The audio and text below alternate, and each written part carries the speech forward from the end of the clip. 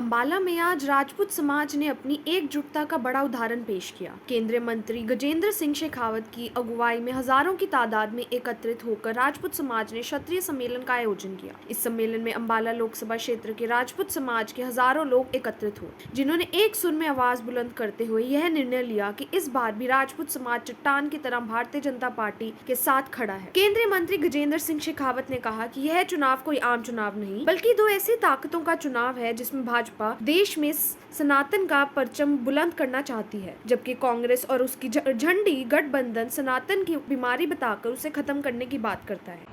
आज का ये जो चुनाव है, ये चुनाव एक बार फिर सनातन और सनातन के विरोधियों के बीच में ये चुनाव हो रहा है। एक तरफ भारतीय जनता पार्टी नरेंद्र मोदी जी के नेतृत्व में काम करती है, जो इस भारत की सनातन संस्कृति और सभ्यता का सम्मान और इसके मान बिंदुओं का मान और सम्मान बढ़ाने के लिए काम कर रही है, और दूसरी तरफ कांग्रेस के नेतृत्व में काम करने वाला वो गठबंधन। अब कांग्रेस के नेताओं के बयान आपने सुने होंगे। कांग्रेस के राष्ट्रीय अध्यक्ष खड़गे साहब ने चुनाव के बीच में ये बात कही कि अगर मोदी जीता तो सनातन जीत जाएगा, सनातन की ताकत बढ़ जाएगी। कांग्रेस के बड़े नेता, इस देश के गृह मंत्री रहे, विदेश मंत्री रहे, वित्त मंत्री रहे, पी चिदम्बरम, उनके पुत्र ने यह बयान दिया, जो सांसद है, कि सनातन संस्कृति जहर के समान है, इसको तुरंत इस देश से समाप्त होना चाहिए। उन्हीं के गठबंधन के एक हिस्से,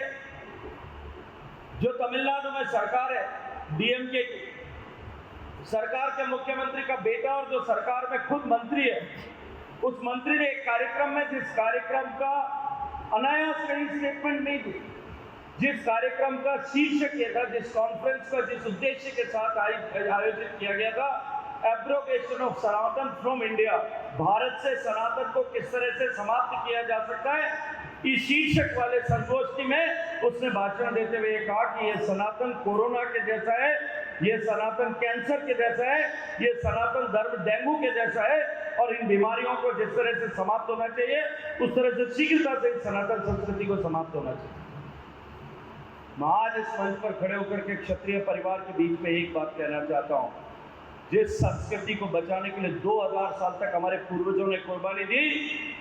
उस संस्कृति को मिटाने के लिए जो लोग कल्पना लेकर के सामने खड़े, क्या हमारा खून इतना पतला हो गया कि हम अपने व्यक्तिगत छोटे छोटे विषयों को लेकर के या फैलाई गई किसी एक भ्रांति को लेकर के आज हम सनातन संस्कृति को मिटाने की कल्पना करने वालों के साथ खड़े होने की